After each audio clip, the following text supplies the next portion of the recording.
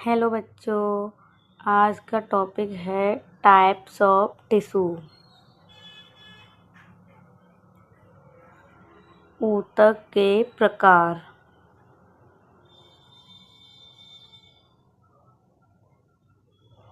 ये 4 प्रकार के होते हैं। पहला है एपिथेलियल टिश्यू, दूसरा है कनेक्टिव टिश्यू, तीसरा है मस्कुलर टिश्यू,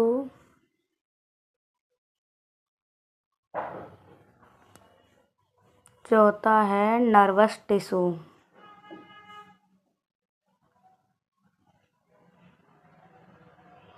उपकला ऊतक, इसको बोलते हैं संयोजी ऊतक। मस्कुलर टिश्यू को पेशी ऊतक, इसको बोलते हैं तंत्रिका ऊतक। ओके, आज हम एपिथेलियल टिश्यू उपकला ऊतक के बारे में डिटेल में पढ़ेंगे। पहला है उपकला ऊतक, एपिथेलियल टिश्यू।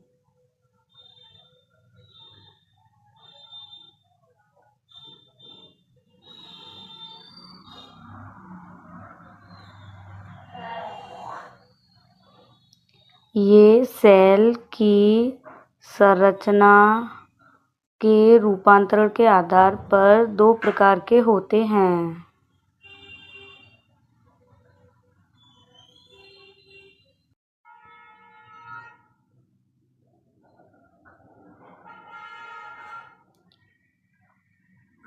नंबर 1 है सिंपल एपिथेलियल टिश्यू।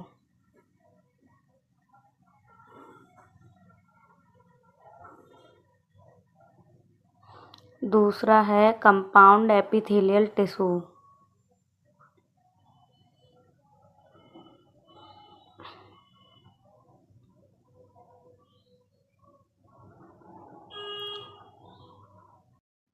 हम सिंपल एपिथेलियल टिश्यू के टाइप्स के बारे में पढ़ेंगे, कंपाउंड एपिथेलियल टाइप्स के बारे में नहीं पढ़ेंगे।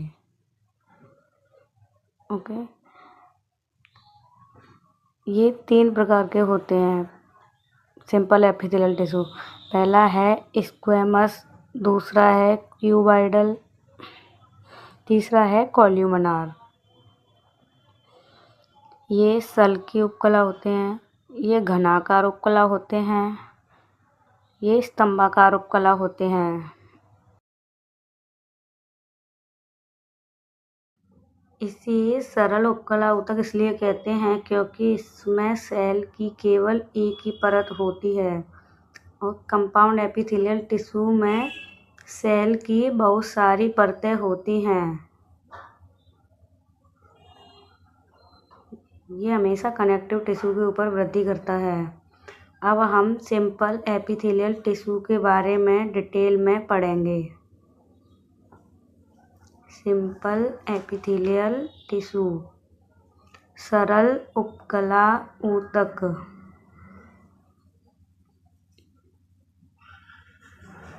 ये 3 प्रकार के होते हैं। नंबर 1 है सल्की उपकला ऊतक, स्क्वैमस एपिथेलियल टिश्यू, घनाकार उपकला ऊतक, स्तंभाकार उपकला ऊतक। सल्की उपकला ऊतक क्या होते हैं? इनकी सेल चपटी होती हैं।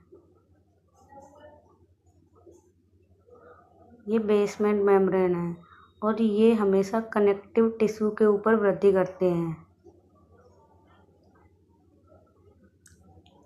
इनकी चौड़ाई ज़्यादा होती है तथा लंबाई कम होती है।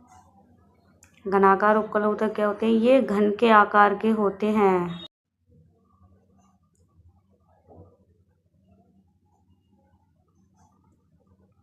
ये बेसमेंट मेम्ब्रेन है, इसकी लंबाई एंड चौड़ाई बराबर होती है।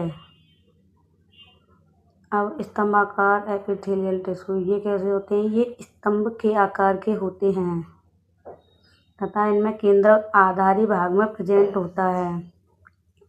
इनकी लंबाई ज़्यादा तथा चौड़ाई कम होती है। सल्की उपकला को खंडजी या पेवमेंट उपकला भी कहते हैं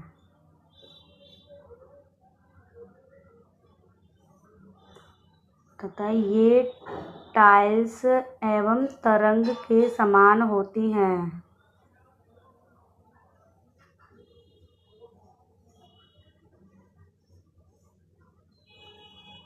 दिखाई देते हैं।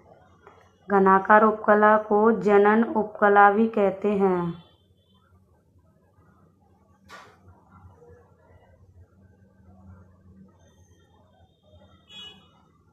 इसके कार्य हैं, सल्की उपकला के कार्य हैं विसरण तथा निस्यंदन।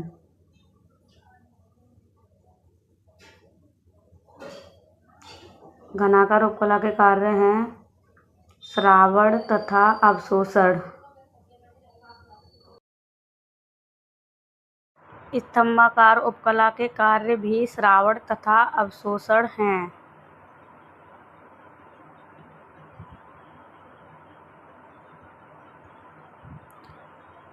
अब सल्की उपकला के एग्जाम्पल हैं रक्त वाहिनी की आंतरिक भित्ति,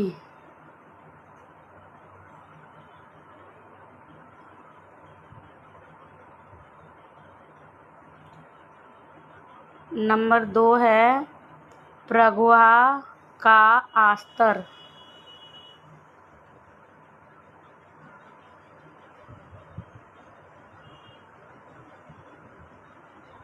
तथा वुमेन कैप्सूल। तीसरा एग्जाम्पल है एयर सैक वायुकोश।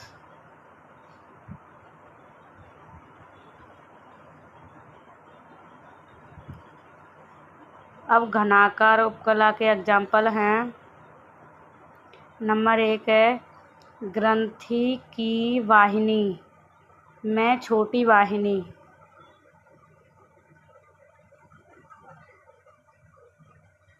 नंबर 2 एग्जाम्पल है नेफ्रॉन के नलिकाकार भाग। ये कौन से होते हैं? एक भाग होता है पीसीटी, एक होता है डीसीटी। नंबर 3 है थायराइड ग्लैंड्स की पुटिकाएं। नंबर 4 है थायराइड हार्मोन का स्रावण।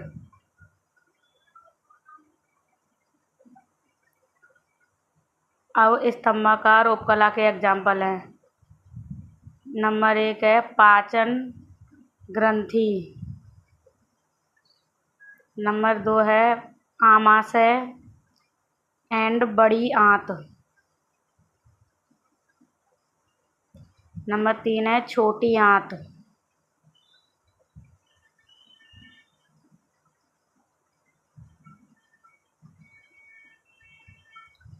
इसमें एक श्लेष्मा ग्रंथि होती है। छोटी आंत में श्लेष्मा ग्रंथि होती है जो म्यूकस का स्रावण करती है।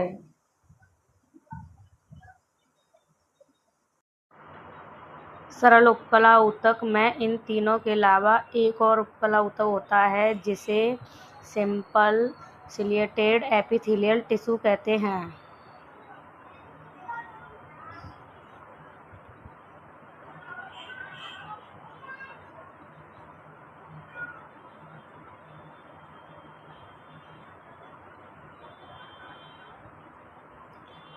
सरल पश्चाभीय उपकला ऊतक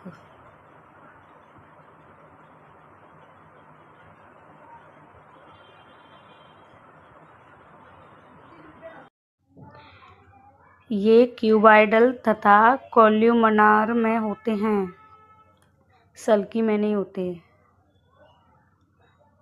घनाकार व स्तंभाकार। ये कहाँ प्रेजेंट होते हैं? क्यूबॉइडल तथा कोल्यूमनार की मुक्त सतह पर।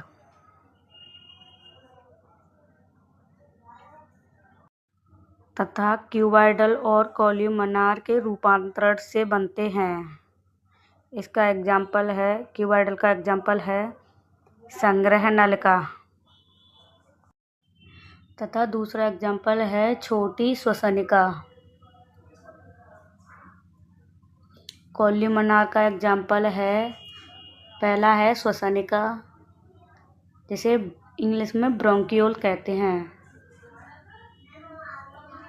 दूसरा है डिम्ब वाहिनी, फैलोपियन ट्यूब।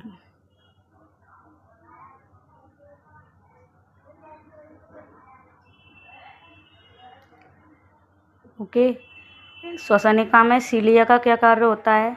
म्यूकस एंड कणों को एक निश्चित दिशा में ले जाना।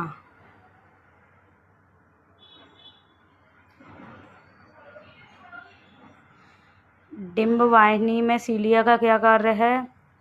अंडे के संवहन में सहायक।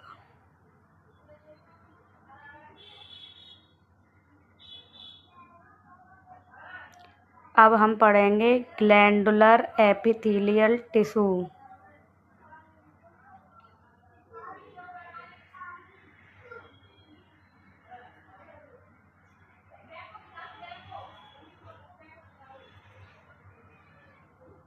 ग्रंथिल उपकला ऊतक।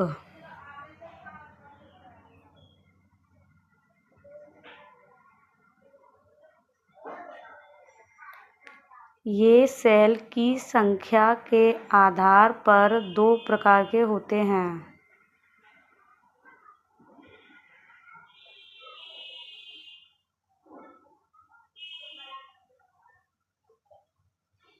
नंबर 1 है यूनिसेलुलर ग्लैंड्स। नंबर 2 है मल्टी सेलुलर ग्लैंड्स।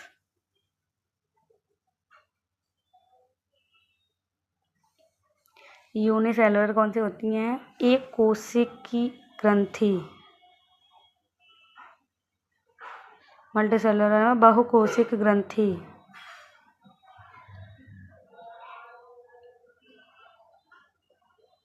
यूनिसेलुलर ये एक सेल से बनी होती हैं।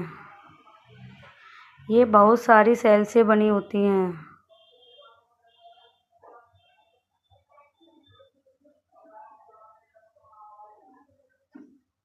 इसका एग्जाम्पल है गोबलेट सेल। दूसरा है पेनेथ सेल। और मल्टी सेलुलर का एग्जाम्पल है बॉडी की मैक्सिमम ग्लैंड्स। ये ग्रंथिल उपकला ऊतक सेल की संख्या के आधार पर हैं। अब हम ग्रंथिल उपकला ऊतक स्रावी नलिका के आधार पर पढ़ेंगे। ये हैं स्रावी नलिका के आधार पर ग्लैंडुलर एपिथेलियल टिश्यू।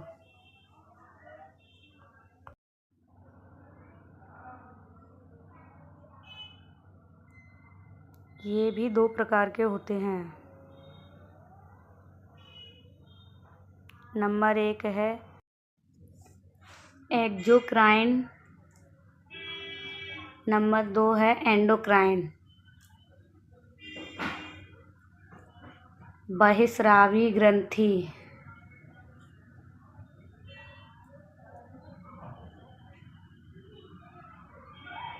इसको कहते हैं अंतःस्रावी ग्रंथि।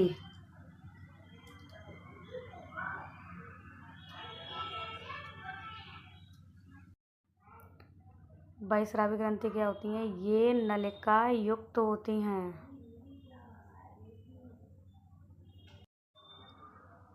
सभी वाहिनियों या नलिकाओं के माध्यम से होती हैं। एंडोक्राइन ग्लैंड क्या होती है? ये नलिका विहीन होती हैं। इसमें नलिका एब्सेंट होती है तथा इनका मुख्य उत्पाद हार्मोन का स्रावण है। ये पहले उस तरल में छोड़ी जाती हैं जिसमें ग्रंथि प्रेजेंट होती है।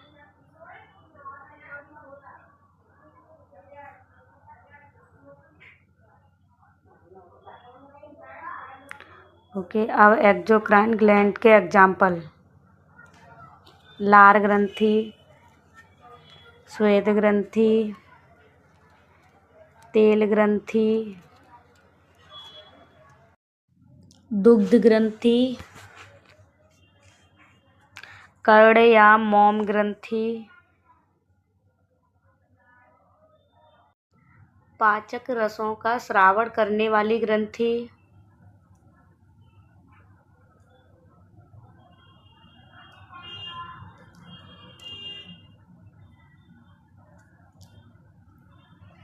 अश्रु ग्रंथि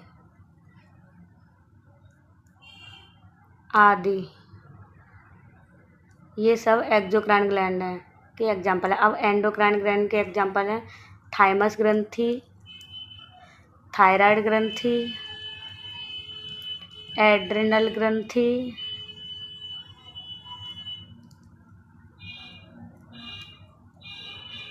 पीयूष ग्रंथि। ओके, ये टाइप्स हो गए। अब हम पढ़ेंगे कंपाउंड एपिथेलियल टिश्यू के बारे में। कंपाउंड एपिथेलियल टिश्यू संयुक्त उपकला ऊतक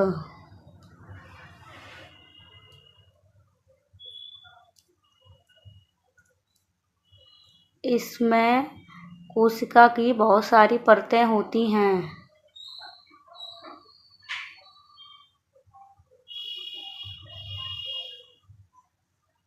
ये कनेक्टिव टिश्यू के ऊपर ग्रोथ करता है। इसमें एक मुक्त सतह होती है और बेसमेंट मेम्ब्रेन है। ये आधारीय कला।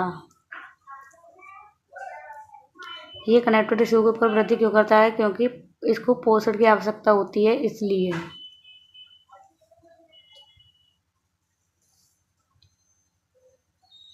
सेल की मैनी लेयर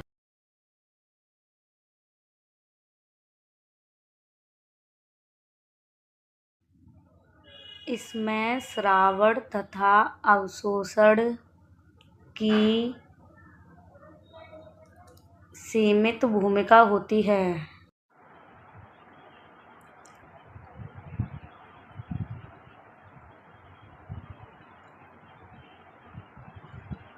सीमित मतलब बहुत कम।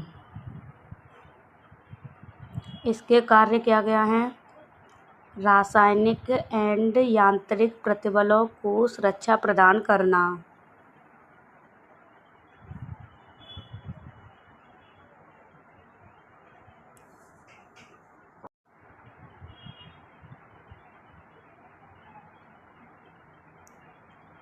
अब इसके एग्जाम्पल हैं। नंबर 1 है त्वचा की शुष्क सतह। दूसरा है मुख गुहा की नम सतह।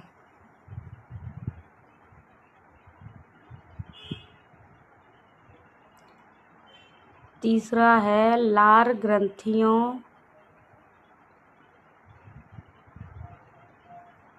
का आस्तर। चौथा है अग्न्याशयी वाहिनियों का आस्तर।